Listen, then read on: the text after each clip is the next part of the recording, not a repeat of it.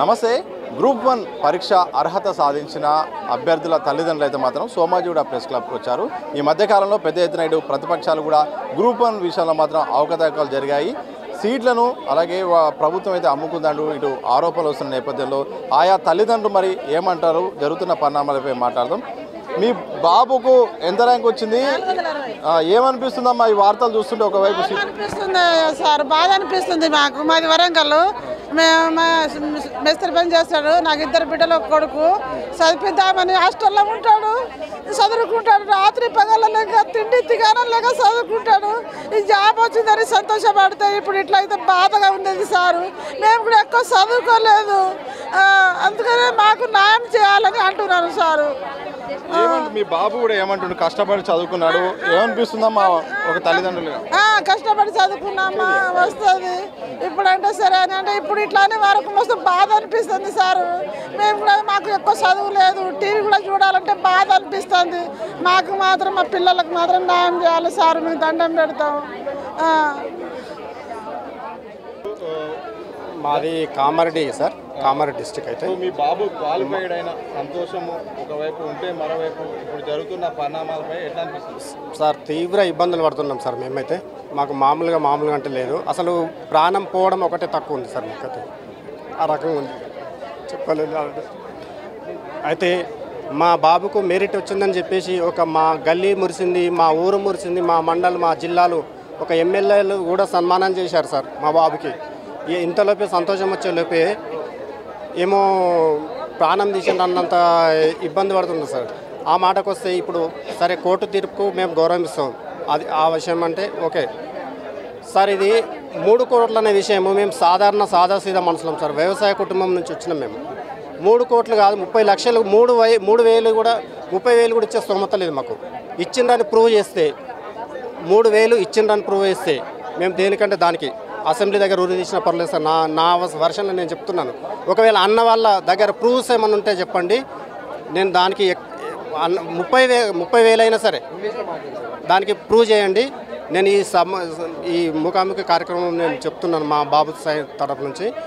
నేను దేనికంటే దానికి సిద్ధం సార్. ఇలాంటి ఆరోపణలు చేసే ముందు కాస్త నోరు అదుపులో ఉంచుకొని మాట్లాడితే, ఎవరి పేరు పెట్టి అనట్లేదు మేము. మా ఆవేదన ఉంది కాబట్టి మేము చెప్తున్నాం సార్.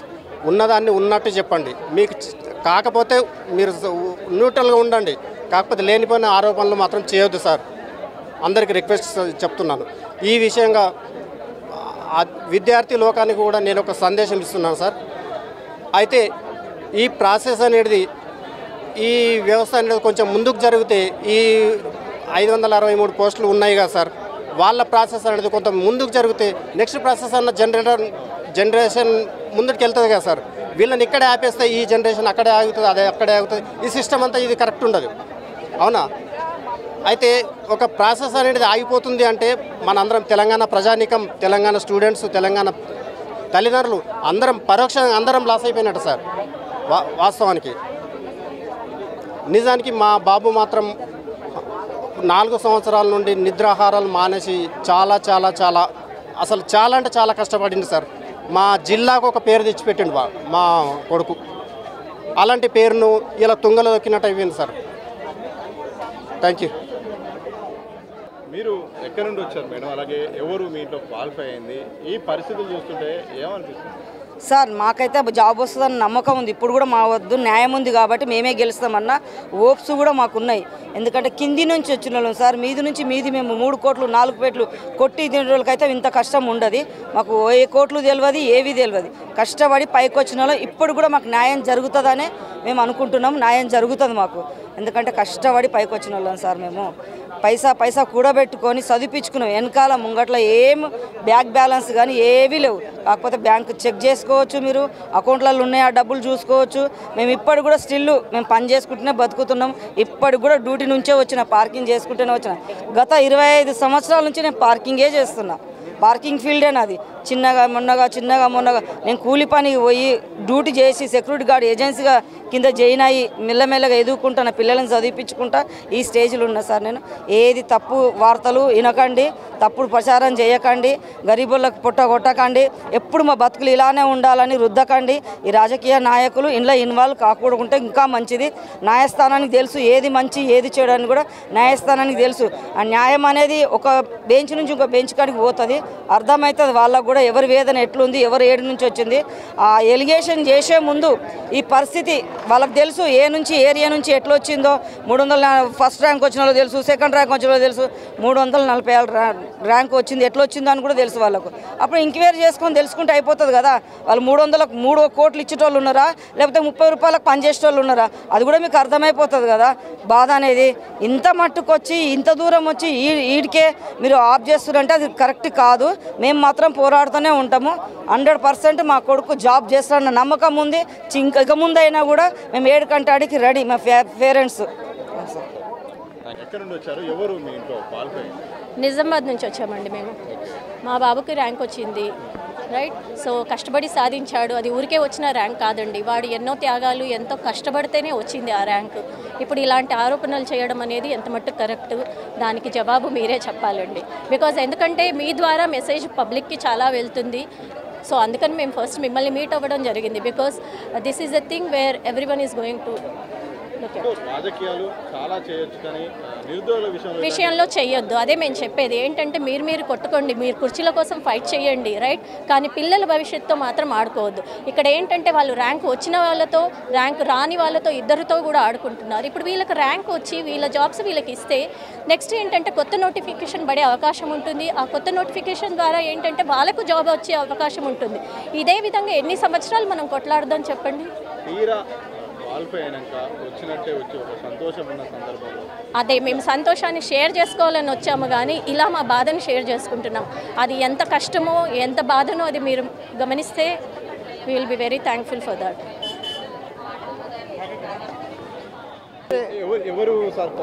క్వాలిఫై అయింది వి రాజశేఖర్ రెడ్డి, 358 ర్యాంక్ వచ్చింది, ఓసీ కేటగిరీ. అయితే he was a very brilliant fellow since beginning.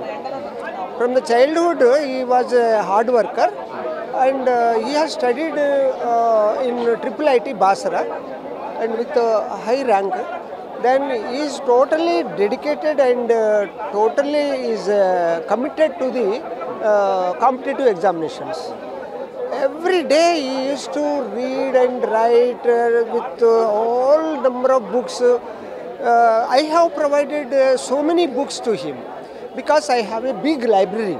So from my library I have provided number of books, and he was very competitive spirit and he has having commitment and a dedication with the aim of achieving the Group 1 examination.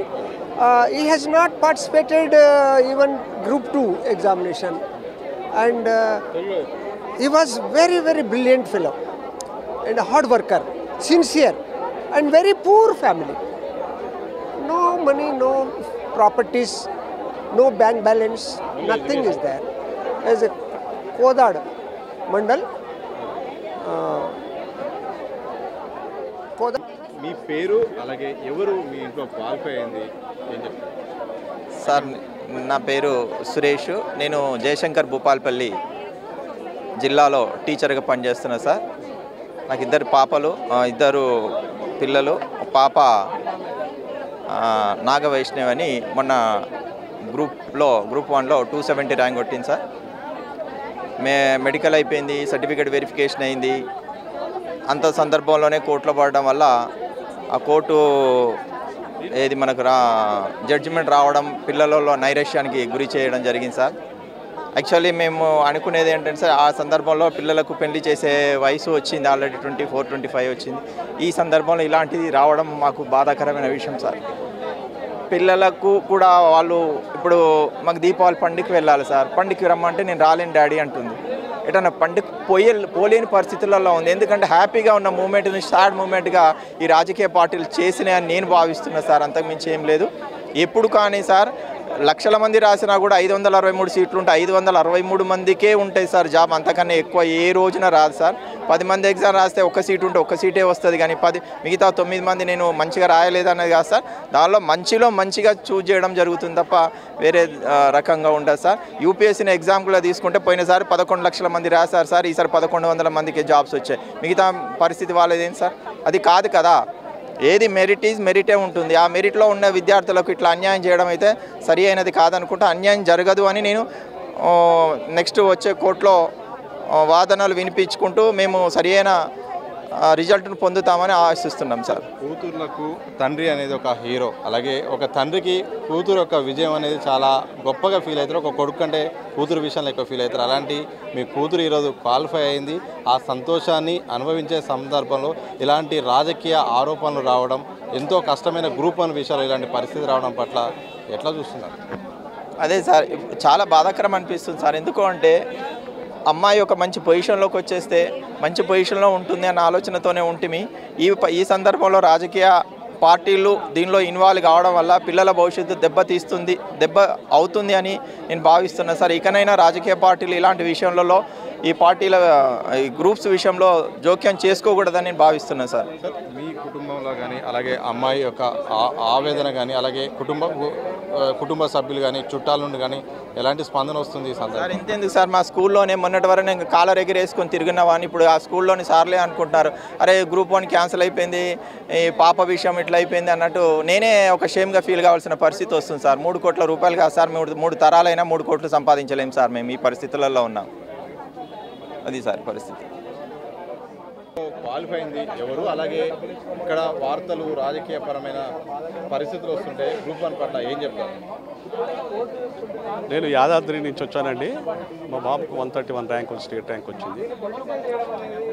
ఇవన్నీ కూడా వాస్తవ విరోధాలండి. ఇవన్నీ అవాస్తవమైనటువంటి ఆరోపణలు చేసి నోటికాడి బుక్కను కొట్టడమేనండి. ఇది కొట్టి రాక్షసానందం పొందుతున్నారు. ఇది సరైనటువంటి పద్ధతి కాదండి, మార్చుకోవాలి. ఎవరు ఆరోపణలు చేస్తుంది ఎవరండి? ఎవరు చేస్తున్నారు? సెలెక్ట్ కాని వాళ్ళు చేస్తున్నారు. ఇది సెలెక్ట్ కాని వాళ్ళకి ఎలాగో జెలసీ ఉంటుందండి. మేము కాలేదు, వాడయిండు, నా పక్కోడు అయిండు, నేను కాలేదు. అటువంటి జెలసీతోని రాజకీయ నాయకులను ఆశ్రయించి వాళ్ళ చేతిలో కీలుబొమ్మలై ఆడుతున్నటువంటి నాటకం అండి. వేరే ఏం లేదు దీనికి. ఏమేమి చెప్పండి. చేతి దగ్గరికి వచ్చిన జాబు, అలాగే ఒక సంతోషమైన క్రమం, అంతా కుటుంబం కానీ చుట్టాలు కానీ ఆనందపడే క్రమం, ఇలాంటి క్రమంలో ఇలాంటి వార్తలు ఇలాంటి పరిస్థితి రావడం పట్ల ఏమనిపిస్తుంది? చాలా బాధ వేస్తుందండి. చాలా బాధ అంటే అసలు ఎంత బాధ అంటే, ఏళ్ళు కష్టపడి శ్రమించి పొందినటువంటి ర్యాంకును కాదనడం అనేది భావ్యం కాదండి. అక్కడ ఉన్నాయి 563 పోస్టులే. 20,000 ఉన్నాం, 15,000 ఉన్నాం, 10,000 ఉన్నాం అంటే అందరికీ ఇవ్వరు కదండి, అందరికీ ఇవ్వరు. మీకు ఏమైనా ర్యాంకుల విషయంలో కానీ అభ్యర్థుల విషయంలో కానీ అపోహలున్నా ఉంటే ఆరోపణలున్నా ఆధారాలతో బయట పెట్టండి. నేను మీడియా మిత్రులను కోరేది ఏంటంటే, వాళ్ళు ర్యాంకులు తెచ్చుకున్న తర్వాత వాళ్ళని మీరు చాలా వరకు ఇంటర్వ్యూలు చేసిన సందర్భంలో వాళ్ళ విద్యాపరమైనటువంటి బ్యాక్గ్రౌండ్, ఆర్థికపరమైనటువంటి స్థితిగతులు, సామాజిక స్థితిగతులు మీకు తెలిసే ఉంటాయి.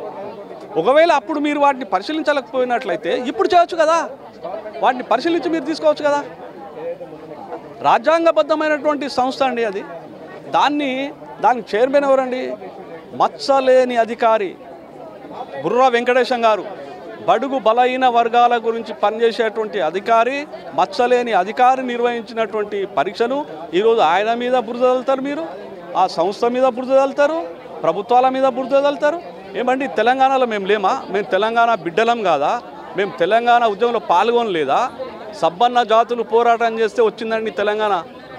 దాన్ని హైజాక్ చేసి మీరు ఉద్యమకారులకు ఏం చేసిరండి? మీరు ఉద్యమకారులకు ఎవరికి సాయం అందించారండి? మీరు వాళ్ళ పిల్లలు ఈరోజు సెలెక్ట్ అయిన వాళ్ళు చాలామంది ఉన్నారు. నేను ఒక ఉద్యమకారుని, నేను ఇక్కడ ఉన్న వాళ్ళంతా పాల్గొన్నోళ్ళే మొత్తం తల్లిదండ్రులు. మరి అంటే మీరు ఆ పిల్లలకి ఇచ్చే ఫలితం ఇదా? కష్టపడి చదివి ర్యాంకులు పొందితే మీరు ఇచ్చే ఫలితం అదా? కొద్ది మంది మాత్రమేనండి రాజకీయ నాయకుల చేతుల్లో కీలుబొమ్మలై ఆడుతున్న డ్రామాలండి. ఇది గ్రూప్ 1 సంబంధించిన ఎవరైతే అభ్యర్థులు క్వాలిఫై అయినారో వాళ్ళ తల్లిదండ్రుల ఆవేదన అయితే కనిపిస్తూ ఉంది. ఎన్నో సంవత్సరాలుగా మా పిల్లలు చదువుకున్నారు, ఎంతో ఆర్థిక పరిస్థితిని తట్టుకొని కొన్ని ఏళ్ళుగా ఏకాగ్రతతో చదువుకుంటే ఈరోజు రాజకీయ నాయకులు దురుద్దేశపూర్వకంగా రాజకీయాల గురించి విద్యార్థుల భవిష్యత్తుతో అలాగే నిరుద్యోగుల భవిష్యత్తుతో ఆడుకుంటున్నారు. ఇలా ఇది సరైన సందర్భం కాదు. మా యొక్క ఆర్థిక పరిస్థితి చూసి మాట్లాడి ఆధారాలు లేకుండా ఆరోపణ చేయడం సరైనది కాదు. 3,000 కూడా మా దగ్గర లేవు, 3 కోట్లు ఎక్కడి నుండి వస్తాయి? ఊరికే రాజకీయాల కోసం ఎట్లా పడితే అట్లా మాట్లాడద్దు, మా యొక్క ఆత్మస్థైర్యాన్ని దెబ్బతీయొద్దు అంటూ కూడా ఏదైతే మొన్న జరిగిన గ్రూప్ 1 పరీక్ష విషయంలో క్వాలిఫైడ్ అయిన తల్లిదండ్రులు మాత్రం తమ ఆవేదనను వ్యక్తం చేసిన సందర్భం అయితే కనిపిస్తూ ఉంది. కెమెరా పర్సన్ వంశీతో సతీష్, దిశ టీవీ, హైదరాబాద్.